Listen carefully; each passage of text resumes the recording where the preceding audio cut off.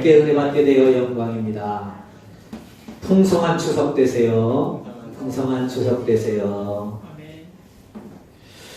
추석 명절 연휴 기간에 하나님 앞에 나와 예배를 드리는 모든 성도님들, 신령과 가정들마다 한가위에 풍성한 축복이 풍성하게 임하시기를 주님의 이름으로 축원합니다.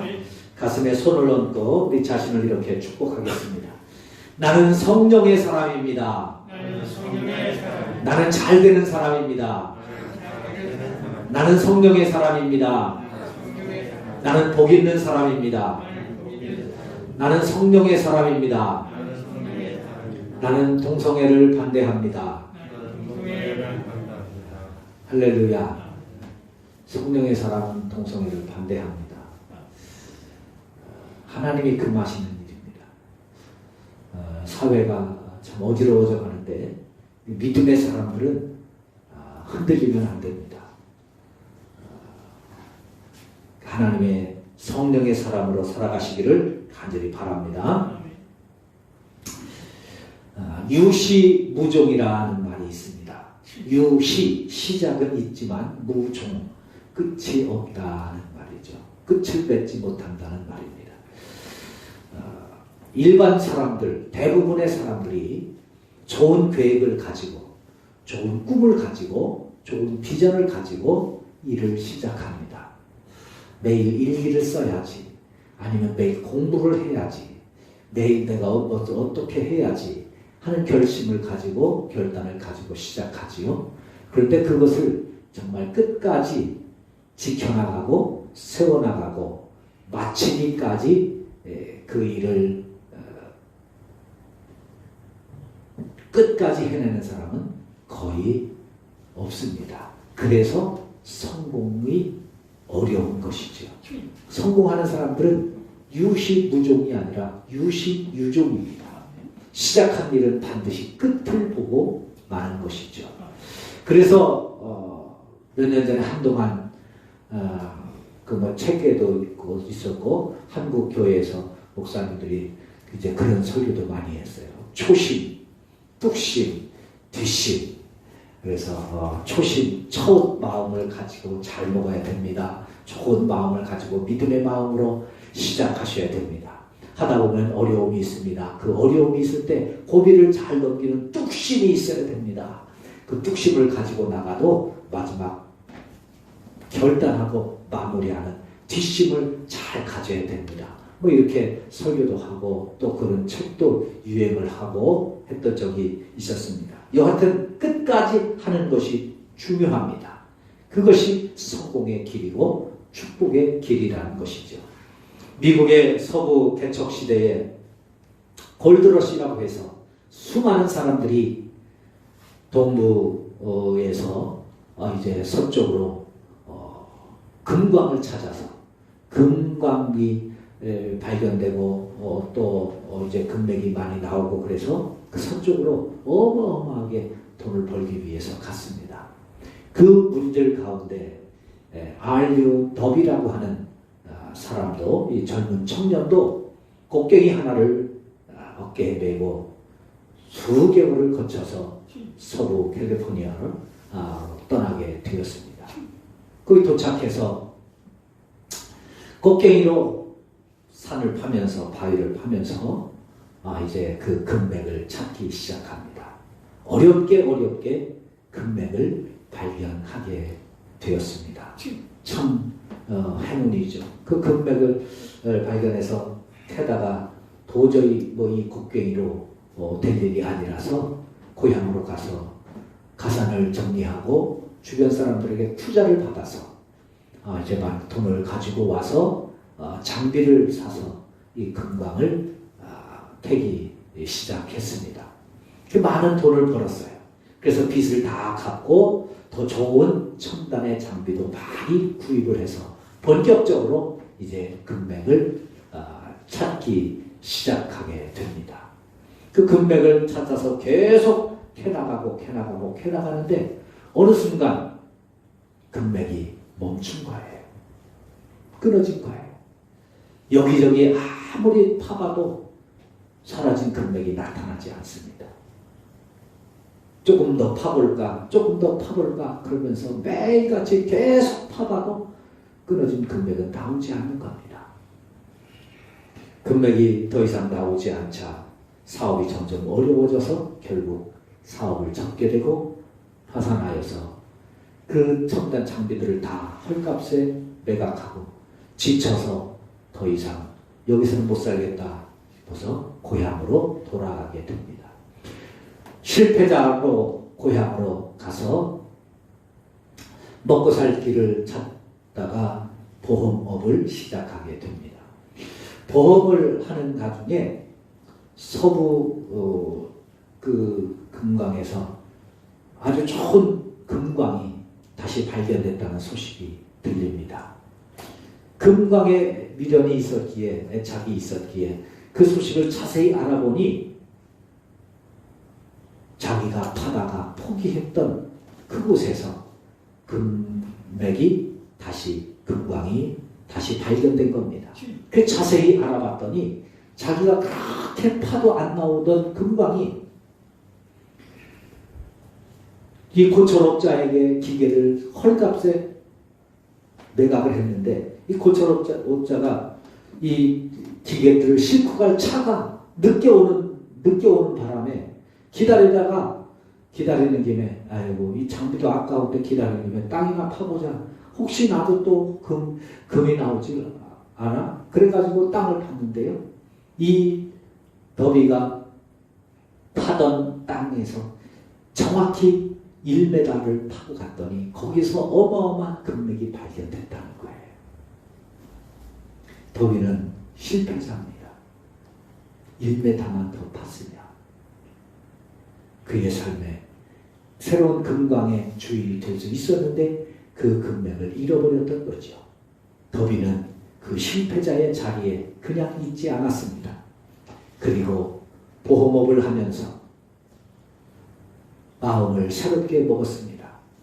아, 내 인생에 1m만 더 팠으면, 1m만 더 팠으면, 주변 사람들도 다 1m만 더 파보지, 1m만 더 파보지. 다 그런 말에 이 사람이 마음속에 그것을 마음에 품었습니다. 그래, 내 인생 앞으로 무슨 일을 하든지 1m만 더 파자. 1m만 더 파자. 그런 마음으로 보험업을 본격적으로 시작했습니다. 사람을 만나는데 사람이 안 만나줍니다. 만나는데 그냥 이 얘기만 듣고 보험을 듣지 않습니다. 그럴 때마다 이 사람은 안 돼, 이 사람은 안 들어. 그전 같았으면 다 X표를 치고 다른 사람을 찾았을 텐데 아니야. 1m만 더 파보자. 1m만 더 파보자. 그 심정으로 그 사람을 한 번 더 만나고 또 다시 설명하고 하여서 이 사람이 미국 보험업계의 전설적인 보험왕이 되어서 금광으로 벌 수 있었던 돈보다 수십 배 더 많은 돈을 벌었다고 합니다. 그렇습니다. 신앙은 끝까지, 인생은 끝까지 자신에게 주어진 일을 이루어가는 것이 얼마나 중요한지를 보여주고 있습니다. 오늘 본문에서도 이와 같은 사람을 만날 수 있습니다. 12년을 혈루증으로 앓던 여인입니다.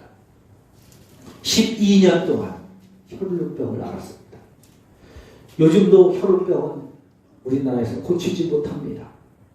그래서 혈루병 환자는 계속 약을 먹어야 돼요. 꾸준히 계속 약을 먹어야 됩니다. 근데 이 당시에 혈루병은 무슨 고칠 길도 없었죠. 12년 동안 이 병을 고쳐보기 위해서 얼마나 많은 노력을 했는지 모릅니다. 오늘 본문을 읽어보면 12년 동안 이 병 고치기 위해서 노력해서 온 집안의 재산을 다 허비했습니다. 좋다는 약 다 먹어보고 좋다는 방법 다 써보고 좋다는 치료 다 받아봤는데 치료가 안 되는 거예요. 그리고 재산은 다 허비하고 몸은 점점 더 병은 깊어져 갔습니다. 이제는 포기해야만 되는 상황입니다. 더 이상 어떻게 해볼 도리도 없습니다. 돈도 없고 이제는 방법도 없고 그래서 이제는 주저앉을 수밖에 없는 것이죠.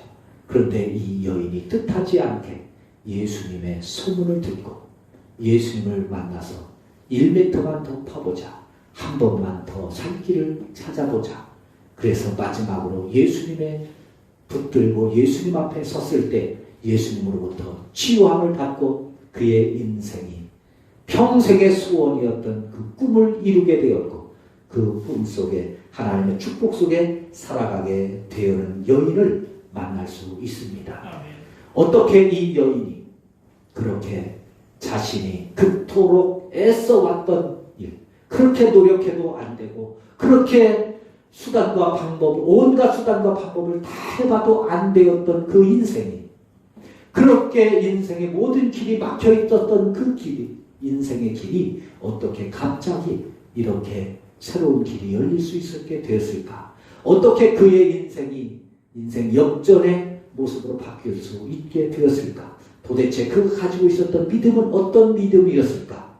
오늘 함께 그가 가지고 있었던 믿음을 통해서 우리도 우리의 삶을 이 여인이 가졌던 믿음으로 우리의 인생을 바꾸어 가는 축복이 있기를 주님의 이름으로 부탁을 드립니다. 먼저 이 여인은 천국을 침노하는 믿음의 사람입니다. 한번 따라해 보실까요? 천국을 침노하는 믿음을 가집시다. 천국을 침노하는 믿음을 가집시다. 예수님이 마태복음 11장에서 그렇게 말씀합니다. 세례 요한의 때부터 지금까지 천국은 침노를 당하나니 침노하는 자가 차지하게 돼. 천국이 침노를 당한다는 거예요. 그것도 그 전부터가 아니라 세례 요한의 때부터. 그런데 이 여인은 그 천국을 침노하는 사람이었어요. 오늘 본문을 보기 위해서는 21절부터 이제 살펴보아야 이 본문이 이해가 갑니다. 21절에 보면 예수님께서 바닷가에 계셨습니다. 그때 회당장 야이로가 예수님께 달려와서 예수님에게 신신 부탁을 드립니다. 사정합니다. 그 사정은 자기 딸이 병들어 죽게 되었으니 제발 좀 살려달라는 것입니다. 예수님 이 회당장 야이로의 믿음을 보시고 당장 그의 집으로 달려가십니다. 내가 가서 살려주겠다고 달려갑니다. 총각을 다투는 일입니다. 요즘으로 치면 119 긴급 출동 중입니다. 여러분 119 긴급 출동할 때 아시죠? 119 차가 구급차가 출동하면 어떻습니까? 그냥 이 경광등을 울리면서 신호도 조작해 가면서 심지어 반대 차선을 넘어서 급히 가는 지금 그런 상황인 거예요. 회당장이 야이로의 딸이 죽게 되었습니다. 그러니 그 딸을 살려주시기 위해서 지금 만사를 제쳐놓고 가시는 중입니다. 예수님의 뒤에 수많은 사람들이 따라가지만 예수님은 그들을 돌아보지도 않습니다. 그들에게 관심도 없습니다. 지금 빨리 예수님께는 회당장 야이로의 집에 가서 그 딸을 살려주는 것밖에 예수님에게는 다른 것은 보이지 않습니다.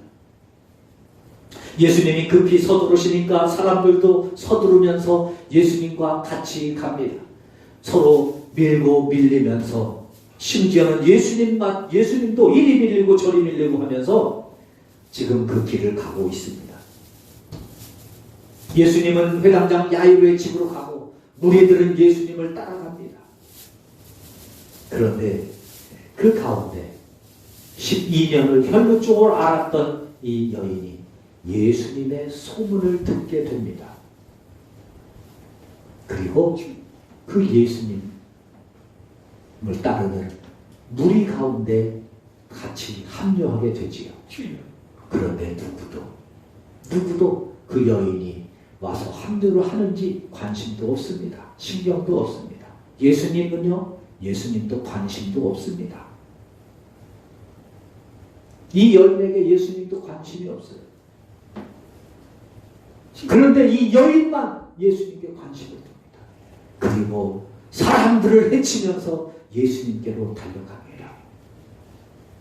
나 12년 동안 온갖 수단, 온갖 방법 다 써봤는데 안 된다. 예수님을 만나야 내 인생이 고쳐진다. 예수님을 만나야 내 인생의 길이 열린다. 예수님을 만나야 나의 삶이 새로워질 수 있다는 이 목표 하나로 누구도 인정해주지 않고 누구도 그를 향해서 길을 비춰주지 않지만 길을 헤치며 군중을 헤치며 그 군중들 가운데 남자들, 힘센 여자들 얼마나 많았겠어요. 그런데 그들을 밀치면서 그 12년 동안 병을 앓아왔던 이 연약한 여인이 한 사람 한 사람 헤치면서 예수님께로 한 걸음 달려갑니다. 주변에서 사람 밀친다고 욕하는 소리, 또 저리 가라고 밀어서 또 뒤로 밀리는 수많은 역경과 고난이 있지만 이 여인은 길을 쓰고 그 밀리는 틈에서 다시 헤집고 앞으로 나아가는 것입니다. 그리고 다가가서 겨우 팔을 뻗어서 예수님의 옷깃에 손을 댔습니다. 그렇게 손을 대는 순간 12년 동안 그렇게 약을 먹어도 그렇게 치료를 받아도 그렇게 노력을 해도 낫지 않던 병이 그 순간 낫게 되었습니다. 12년 동안 온갖 보상 다 했는데 할 수 있는 노력 다 했는데 좋은 약 다 먹어보았고 치료가 된다면 모든 방법 다 해봤는데 가산만 탕진하고 병도 못 고쳤습니다. 병생만 오히려 깊어졌었습니다. 그런데 예수님을 찾아가서 그 어렵게 예수님의 손을 댔더니 병을 고침받게 되었다는 것입니다. 천국은 침노하는 자의 것이라고 말씀드렸죠. 그 침노한다는 말은 습격에 의해서 정복하는 것을 말합니다. 군인들이 기습적으로 그 침노하는 거예요. 이 여인은 아무런 그 예수님의 사역에 계획에도 없던 사람이고 만나려고 했던 사람도 아니고 예수님은 지금 회당장 야이로의 집으로 목표를 가지고 사역을 위해서 예수님의 사역을 위해서 달려가는 중이에요. 그런데 이 여인이 뒤로 와서 예수님의 몸에 옷가에 손을 대는 순간 이 여인 질병을 치료한 받고 오늘 본문 21절부터 그 43절의 내용 43절까지 회당장 야이로의 딸을 살리시는 그 과정에 주인공은 당연히 회당장 야이로의 딸이었고 조연은 회당장이었습니다. 그런데 당당히 이 여인이 그 가운데 주인공으로 세움받는 거예요. 아멘. 주인이 되는 거예요. 예수님의 사역의 중심의 주인이 되는 겁니다. 사랑하는 성도 여러분, 여러분들의 신앙생활하는 가운데 이 여인과 같이 예수님을 만나야 되겠다는 또 말씀을 주신다는 천국의 소망이 생기거든 천국을 침노하는 담대함으로 나아가실 수 있기를 바랍니다. 남들의 말에 신경 쓰지 마세요. 주변 환경에 주변 분위기에 신경 쓰지 마세요. 하나님 앞에 오직 담대함으로 하나님을 향하여 믿음을 가지고 달려나가실 수 있기를 바랍니다. 천국은 침노하는 자의 것입니다. 두 번째로 이 여인은 사이드 인생에서 주인공이 되는 믿음을 가졌습니다. 조연에서 주연이 되는 믿음을 가졌습니다. 따라해 보실까요? 주연이 되는 믿음을 가집시다. 주인공 되는 믿음을 가집시다. 할렐루야. 제가 말씀드렸죠. 지금 예수님은 회당장 야이로의 집으로 달려갑니다. 예수님에게 관심은 회당장 야이로와 그의 딸에게 있습니다.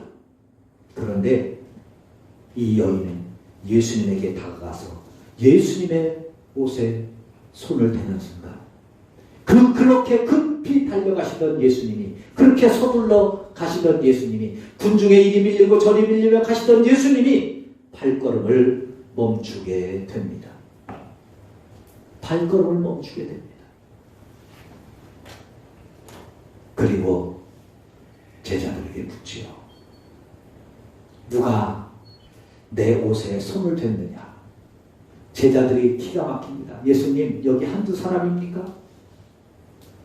여기 한두 사람입니까? 이 사람들이 이렇게 많은데 이리 밀리고 저리 밀리고, 그래서 예수님도 이리 밀리고 저리 밀리고 그러는데 손을 댄 사람이 한두 사람입니까? 30절 31절에서 지금 그 내용이 왔어요. 예수님이 물으시니까 제자들이 아니 우리가 이렇게 에워싸미는데 누가 손을 댔냐고 물으시면 아니 누가 손을 댔다고 그래요. 다 손을 댔는데. 그런데 예수님은 아니에요. 예수님에게 손을 댄 게 중요한 게 아니라 믿음을 가지고 손댄 사람이 있다는 거예요. 아멘. 그 사람을 찾으시는 거예요. 그 사람을 보기를 원하시는 겁니다. 사람들이 다 지금 벙쪄 있는 그 순간에 이 여인이 나섭니다. 자기가 손을 댈 수밖에 없었던 이유를 고백하게 되는 것이죠. 이 여인이 그 순간 주인공이 되는 겁니다. 아까 말씀드렸죠? 21절부터 43절의 내용은 회당장 야이로의 딸을 살리시는 내용입니다. 그런데 그 가운데 오늘 읽은 이 말씀 속에서 갑자기 이 여인이 주인공으로 등장하는 거예요.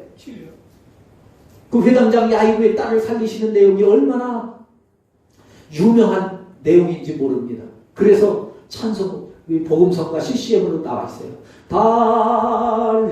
달리다고 깨어라 일어나 걸어라. 그게 바로 오늘 본문의 내용이에요. 달리다고 달리다고. 소녀야 내가 내게 말하노니 일어나라. 여러분, 그런데 지금 그 회당장 야이로의 딸을 살리시기 위해서 가시는 도중에 이 여인 때문에 예수님이 멈추는 이 소동 때문에 그 회당장 야이로의 딸이 죽었거든요. 그러니 사람들의 비난이 얼마나 많았겠어요. 너 때문에 죽었다. 너 때문에 죽었다. 그런데요, 이 여인은 그게 신경 쓰이는 거예요. 예수님은요, 그 여인이 그런 게 아니에요. 아니다. 오늘 지금 이 시간의 주인공은 너다. 지금 이 시간의 주인공은 너다. 그래서 그 여인을 보고 싶어서 예수님이 가던 그 발걸음을 멈춥니다. 그리고 그를 찾습니다. 오늘 본문 32절에서 예수께서 이 일 행한 여자를 보려고 둘러보시니 예수님께서 이 내 몸에 옷을 댄 사람을 꼭 찾으시겠다는 그런 결심을 가지고 이 여인을 찾으셨다는 거예요. 이 대신이. 왜요? 지금 이 시간의 주인공은 이 여인이기 때문에 그렇습니다. 이 여인은 철저한 사이드 인생이었습니다. 조연이었습니다. 아니, 그동안 살아오면서 많은 사람들이 이 여인의 오늘 본문에도 이름도 등장하지 않잖아요. 병 걸린 그 여자. 사람들이 그렇게 부르지 않았겠어요? 혈루병자. 야, 오늘 누구네 집에 신부를 갔다 와라. 어디요? 거기 저기 혈루병 환자 있잖아. 동네 사람들도 그렇게 말하지 않았겠어요? 이름도 밝히지 않는 그런 여자. 그 여자, 그렇게 3인칭으로 철저히 소외됐던 그 삶이었지만 이 여인은 아니라 내 인생은 이렇게 3인칭으로 남에게 이름도 없이 사라져가야 될 그런 인생이 아니라 나는 하나님 앞에 내 인생의 주인공이 되어야 되겠다는 믿음으로 하나님 앞에 서는 사람이 되었다는 사실을 기억하시기를 바랍니다. 성경에 보면 그런 사람들이 너무 많아요. 너무 많아요. 야곱을 보세요. 이삭의 둘째 아들입니다. 둘째 아들은 아무것도 아니에요. 이스라엘의 첫째 아들이 중요합니다. 장자가 중요합니다.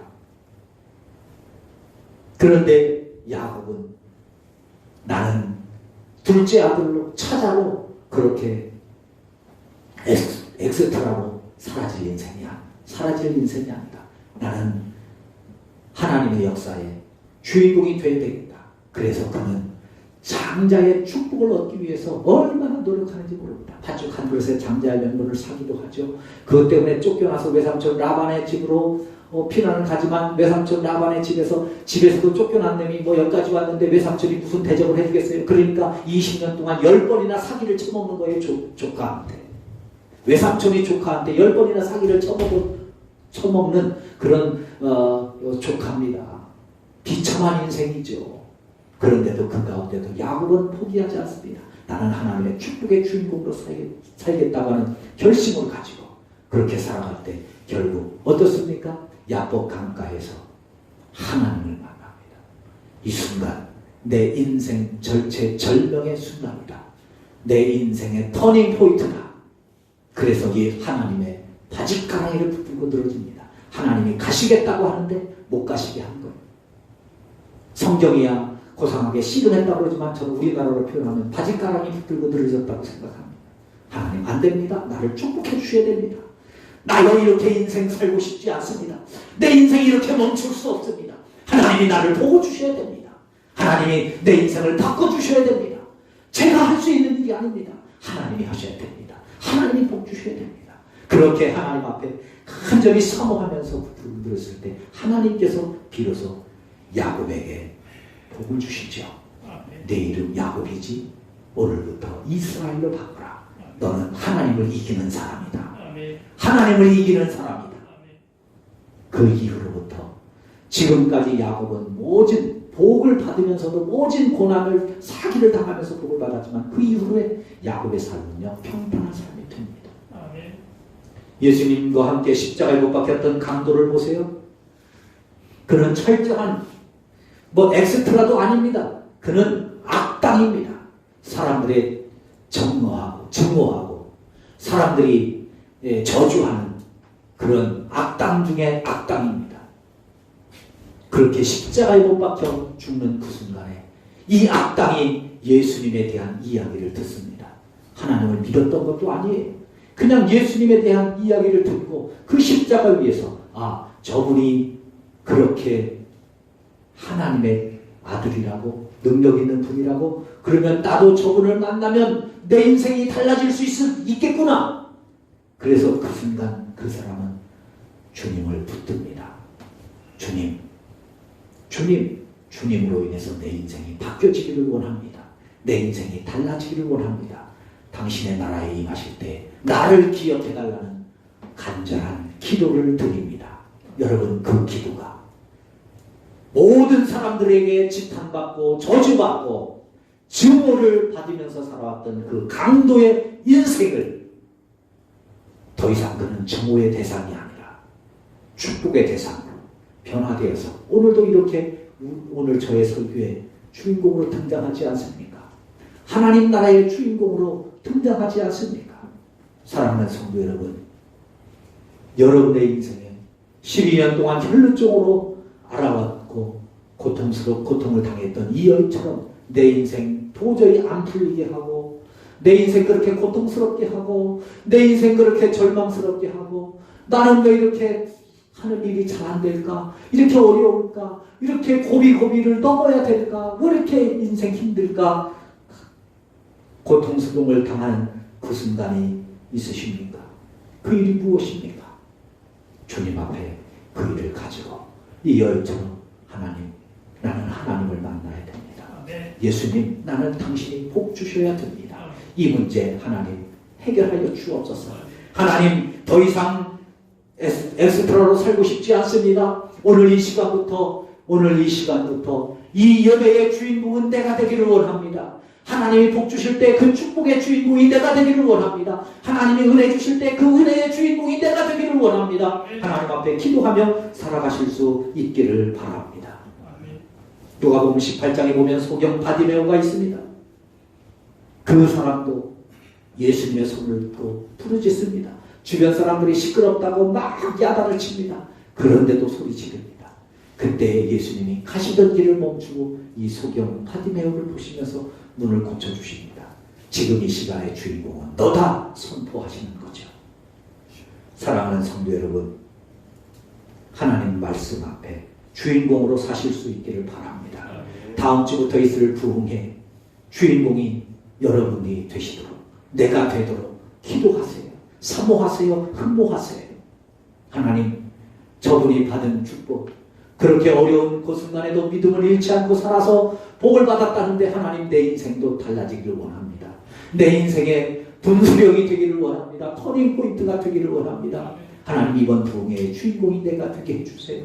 꼭 하나님 앞에 기도하시며 살아가실 수 있기를 바랍니다. 마지막으로 이 여인은 구원받는 믿음을 가졌습니다. 구원받는 믿음. 오늘 본문 34절이죠. 예수님께서 말씀합니다. 딸아, 내 믿음이 너를 구원하였으니 평안히 가라.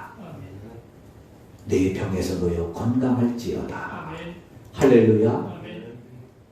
예수님의 능력은 무한합니다. 그러나 믿지 않은 사람에게 예수님의 능력은 아무 쓸모가 없습니다. 예수님의 능력은 믿음의 사람에게 역사합니다. 예수님을 십자가의 보혈이 모든 사람을 구원합니다. 그러나 믿지 않는 사람은 구원하지 못합니다. 믿는 사람만 구원합니다. 그러므로 오늘 이 시간 여기에서 예배를 드려도 우리가 부흥회에 참석해서 아무리 김미진 장로님 아무리 큰 능력을 가지고 우리에게 축복의 길을 주셔도 제시해도 믿음이 미치지 않으면 소용이 없습니다. 우리의 믿음을 키우실 수 있기를 바랍니다. 구원받는 믿음을 소유하실 수 있기를 바랍니다. 주여 나에게 믿음을 더해달라고 기도하실 수 있기를 바랍니다. 믿음에도 큰 믿음이 있고 작은 믿음이 있습니다. 믿음이 작아서 예수님의 능력을 체험하지 못하는 사람들도 있습니다. 50년을 믿어도 100년을 믿어도 믿음이 작아서 예수님의 능력을 체험하지 못합니다. 믿음이 없어서 천지를 창조하신 하나님의 말씀을 들으면서도 내 인생이 편하지 않습니다. 얼마나 안타깝습니까? 마태복음 15장에 보면 예수님께서 두로와 시돈 지방으로 전도를 나가십니다. 요즘으로 이야기하면 해외 선교입니다. 이스라엘 국경을 지나서 시리아 지역 두로와 시돈으로 가는 거예요. 그 두로와 시돈, 이 시돈 지방은 특별히 구약의 가장 악한 임금이었던 아합 왕의 부인 이세벨의 고향입니다. 그 시돈에서 아세라 신을 데리고 온 거예요. 그래서 온 이스라엘을 영적인 혼란에 빠뜨렸던 그 여인 이세벨. 구약 시대에 구약의 최고의 선지자로 일컫는 엘리야 선지자도 이 이세벨의 기세에 들려서 40일 밤낮을 도망쳐서 신의 산으로 도망가잖아요.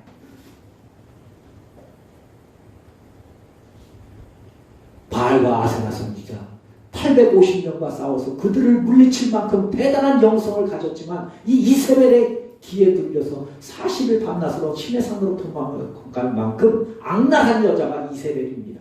그 이세벨의 고향이 시돈이에요. 거기에 예수님 찾아가신 거예요. 거기 갔더니 한 여인이 찾아와서 예수님에게 묻습니다. 부탁합니다. 예수님, 내 딸이 귀신 들려 죽게 되었습니다. 살려주세요. 예수님이 구약 성경 너무 잘 아시잖아요. 이세벨의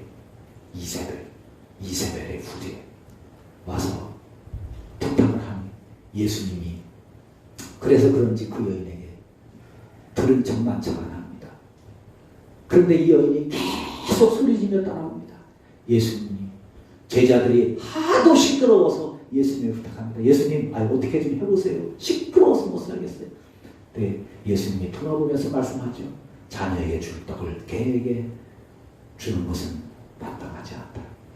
나는 이스라엘의 잃어버린 자를 찾아 구원하러 내가 여기 왔지 너 같은 여자 만나러 온 게 아니라는 거예요.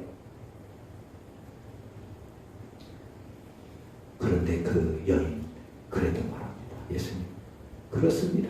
그래도 개는 주인이 먹다 남은 음식물 쓰레기를 먹잖아요. 음식물 쓰레기라도 주세요. 음식물 쓰레기라도 주세요. 그때 예수님이 그에게 비로소 말씀합니다. 내 믿음이 크도다. 내 믿음이 크도다. 할렐루야. 하마터면 오해할 뻔했죠. 예수님이 어떻게 그렇게 심한 말씀을 하시는가. 그랬더니 심한 말씀 하시는 게 아니라 믿음을 보시기 위한 시험이었다는 거예요. 시험이었다는 거예요. 여러분 신앙생활 하다가 하나님이 우리 믿음을 보시기 위해서 시험하는 거기에 걸려 넘어지지 마시기를 바랍니다. 그 믿음으로 하나님 앞에 서서 그 믿음을 보시고 예수님이 그를 칭찬하시고 그의 문제를 해결해 주셨습니다. 예수님이 거절해도 이 여인이 끝까지 매달렸더니 예수님이 믿음이 크다고 칭찬해 주셨습니다. 그래서 제가 설교를 준비하면서 성경을 읽다가 다시 깨달았습니다. 믿음은 다른 거 아니구나. 다른 거 아니구나. 포기하지 않고 끝까지 매달리는 게 믿음이구나. 할렐루야. 끝까지 매달리는 게 믿음이에요. 예수님이 거절하셔도 주실 때까지 매달리는 게 믿음이에요. 안 된다고 예수님이 들은 척 안 하고 가시는데도 끝까지 달려오더니, 예수님이 안 된다고 말씀하셔도 끝까지 그래도 부스럼이라도 달라고 매달리는 그것을 보시고 그 여인에게 내 믿음이 크다고 인정하시는 것을 보면, 아, 그렇구나. 끝까지 매달리는 게 결국 믿음이 큰 거구나. 그러니 사랑하는 성도 여러분, 예배를 드려도 변화가 없습니까? 그래도 끝까지 오셔서 예배를 드리시기를 바랍니다. 기도했는데도 응답이 없으십니까? 응답이 있을 때까지 끝까지 기도하시기를 바랍니다. 거기까지 기도할 수 있는 게 내 믿음이에요. 거기까지 기도할 수 있는 게 내 믿음입니다. 결국 믿음은 하나님의 뜻을, 하나님의 마음을 바꾸시기까지 합니다. 하나님께서 우리를 돌아보시게 될 줄로 믿습니다. 12년을 결국적으로 앓던 여인, 그의 삶은 비참함이었습니다. 실패의 연속이었습니다. 패배자의 인생이었습니다. 소외된 인생이었습니다. 그런데 그는 오직 믿음 하나로 인생 역전의 삶을 살아갔습니다. 천국을 침노하여 천국의 주인공이 되었습니다. 철저한 엑스트라였지만 주인공이, 복음의 주인공이, 하나님 예수님의 사역의 주인공이 되었습니다. 그리고 구원을 얻는 믿음의 축복으로 살아갔습니다.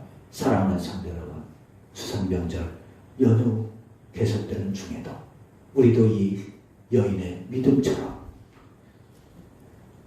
천국을 침노하는 믿음으로, 주인공이 되기를 사모하는 믿음으로, 그리고 변하지 않는 믿음으로 구원 얻게 되는 그 믿음으로 인정받기까지 믿음으로 오늘도 이번 한 주 동안도 이 연휴도 살아가며 승리하는 우리 모두가 되셔서 천국의 주인공이 되고 축복의 주인공이 다 되시기를 주님의 이름으로 부탁을 드립니다.